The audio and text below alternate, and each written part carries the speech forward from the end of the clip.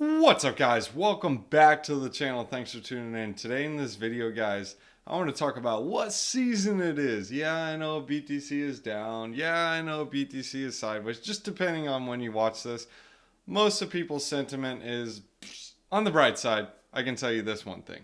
Check out this. We're going to start from Proverbs chapter 20 verses 4 because I think this kind of really sets the theme for this video. Sluggards do not plow in season, so at harvest time they look but find nothing. Sluggards are lazy people. They do not plow in season. A lot of people think it's a bear market. A lot of people are leaving. In my opinion, this is the season.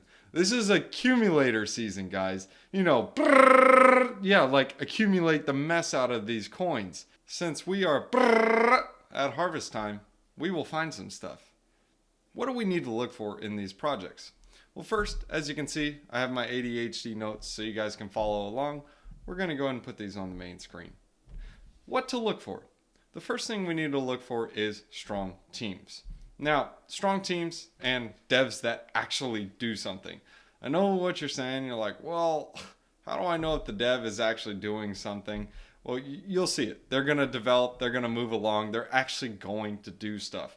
They'll list different protocols. They'll create different partnerships. They will actually go multi-chain. They will do stuff.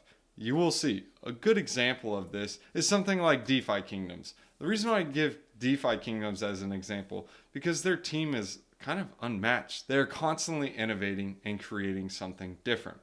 They started with Sharondale, not to mention how much thought they put into this game, especially the details on the heroes, the different airdrops they orchestrated, the different LP farms, the tokenomics, everything about it. Now they're on Crystal Vale, and they're going to start a whole new thing over there. In addition to the way they structured the tokenomics, you guys will look at it and be like, nah, it can never get any better. Then they drop something else and you're like, nah, it can never get any better. Then they drop something else and it's like, okay, I know for sure it cannot get better. And then they still drop something else. It's nuts and ham. That is the type of dev you want to look for. You don't want to look for something that's like, hey, we're going to be listing on Binance. Okay, great. And then they make an announcement a week later. Hey, we're going to be listing on Binance in 2 days. Okay, great. 2 days later. Hey, we're listed on Binance.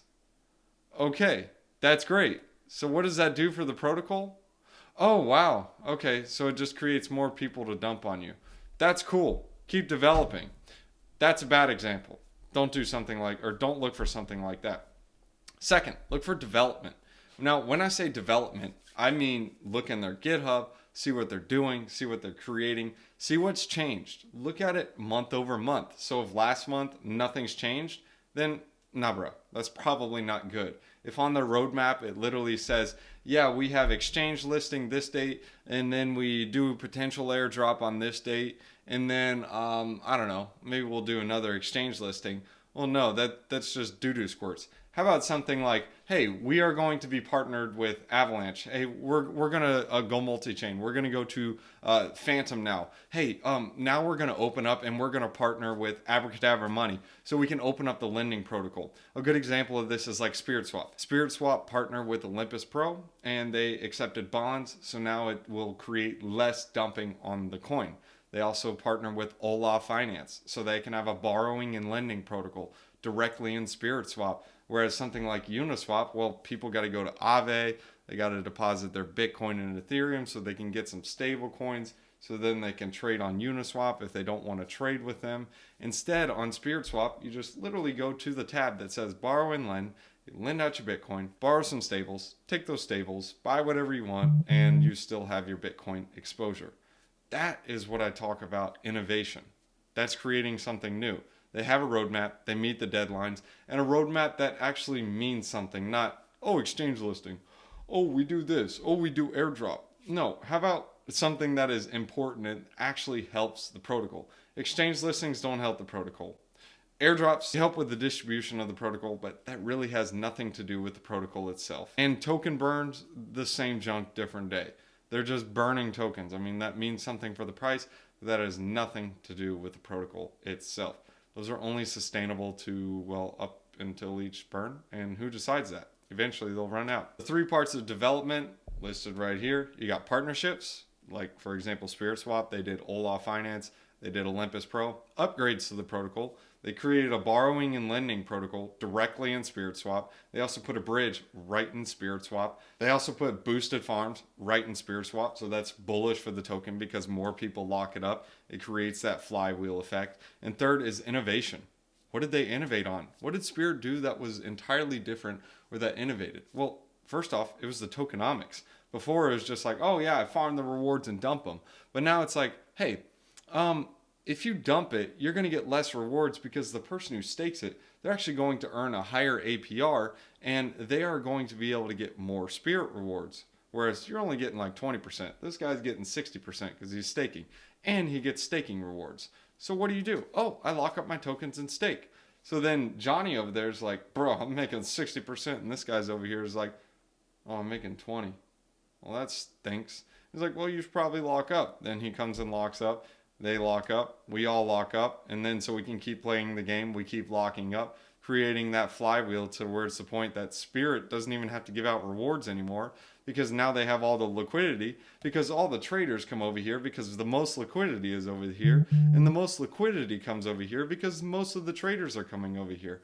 These protocols are trying to fake it till they make it to where they can sustain off the swap fees because when you do that, that's when you meet singularity. Singularity is being able to sustain without paying any rewards for keeping on doing so. Third is sticking power. Just like I mentioned to you, liquidity attracts traders and traders attracts liquidity. That is sticking power. Or Olympus Pro being used for Spirit Swap, Cheat-Owl, Scream Finance, or any other protocols that use the bonding mechanism. Well, now more people are going to be like, oh, Olympus Pro? Oh yeah, I use Olympus Pro. The sticking power is what you want to look for.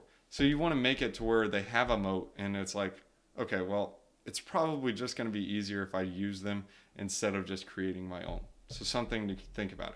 Now, how can you go about getting these different protocols after you think you found the one that you want? Well, first, you can simply DCA. Now, when you dollar cost average, what do you guys need to understand from this? I mean, you can just flat out there and buy it if you want to. What I've seen actually work is put a price where you think it'll never go and put it 20% below that. And you'd be surprised. It's pretty crazy. Sometimes it actually happens. That is the first thing. DCA. Don't spend all your bullets at once. So if you find that price under 20%, don't back up the truck because it could even go down even more. Something to keep in mind. And if you don't get it, that's okay. Take your stable coins, farm, earn a yield. Not financial advice. Second, you can farm it. So a good example of this is like the My Finance token. So Cheat-Owl, I'm very bullish on this protocol. I really like the team. They fit all the metrics that I just laid out to you, and I want to accumulate more of this coin. Well, how can I do that? If you go over to My Finance, you can actually go directly over to these farms, and you can actually take a look. I can farm the Cheat-Owl token at 11% APR with a stable coin. I can also do that with 108% APR with Fantom and Cheat. Now, there are other chains on it. For example, Polygon. You can actually open up a vault, which is over here, and you can actually deposit some of the crypto assets and borrow against it, and you'll actually get paid to do so. So that's another way you can farm this Cheat-Owl token. They also have a list of all these other different pairs that you can go and farm this Cheat-Owl token. Now, farming it is another way to do it. You can farm a bunch of the token, and you can either choose to dump it or you can hold the coin if you're bullish on it.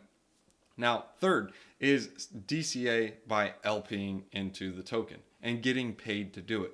What do I mean by this? Well, say for example, you see Fantom at $3 and you're like, I want to buy it, but I think it's going to go down, but I think it's going to go up.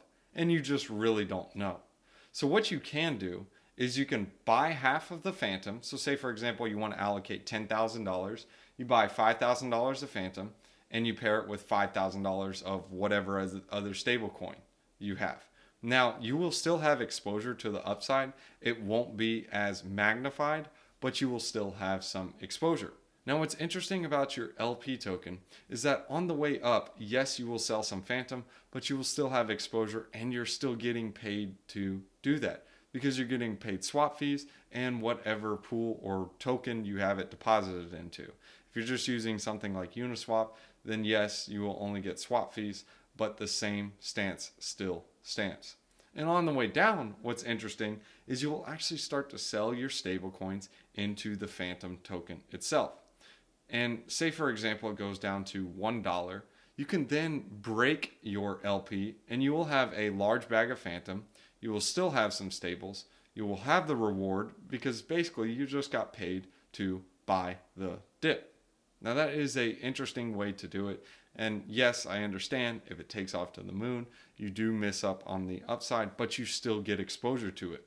Whereas before, you were like nervous about buying. You didn't want to buy now. So you're kind of like, I don't think I want to buy because I think it's going to come down and it ends up taking off to the moon. You have no exposure at that point. So now you just have a big bag of stables. Whereas with the LP, it gives you a healthy medium. Obviously, if the price completely gets obliterated, well, that is something entirely different. That's why you want to LP with two different assets that you're uber bullish on and you're looking for the long term. If you're just doing this short term, try to think about it again. Now that you guys understand how to do it, now that you guys understand the metrics for looking for that certain protocol, what are some coins that I'm bullish on? I'll name a few on this channel. I'm going to mention the rest of them on Discord, but some of them that I'm uber bullish on are mainly on the Fantom and Cosmos ecosystem. And you can take advantage of these protocols by using them as leverage to obtain more and more. A good example of this is Osmosis and SwiftChain. This is over on the Cosmos ecosystem. Right now, SwiftChain is paying about a 300% APR. Not APY, APR. So if you keep compounding this, this will end up paying you like 1,700% per year. So you're going to exposure to SwiftChain and whatever asset that you're wanting to. So say, for example, you want to get exposure to Atom or Juno or Akash, you can do that. All you got to do is pair it with some SwiftChain, deposit it into the pool, and you'll get paid to do so. That's the same thing with Osmosis. You can pair that with Akash, you can pair it with Juno, you can pair it with Secret Network, you can pair it with the lovely meme coin Chihuahua. It's up to you what you want to do. And on Fantom, there are a couple of coins I'm bullish on. Obviously, I'm bullish on Tomb Finance and Beethoven Finance and Creditum. You guys have seen a couple of videos on those, but those are just a couple of protocols I'm interested in. You guys can take a look at those different protocols themselves and see what makes those protocols entirely different. Just compare them to the list I just gave you guys and figure out why I like those protocols. Let's just break down Tomb Finance since we have that one on the radar. Strong team. They got Harry Ye and they got a massive group of developers behind them. Second, always developing. They got Felix Exchange coming. They're going multi-chain and they're opening several different vaults and they're working with other protocols. Qidao, Taro, Beethoven Finance, Reaper Farm, just to name a few. Now, they're always having upgrades to the protocol. They're having a full entire revamp of the website and they are constantly creating more and more partnerships. They even mentioned different ways for creating sticky liquidity. And a big way in doing that is creating more LP pairs with the Tomb token. And they even have the Felix Exchange coming, which is going to be uber bullish for Tomb Finance. And of course, innovation.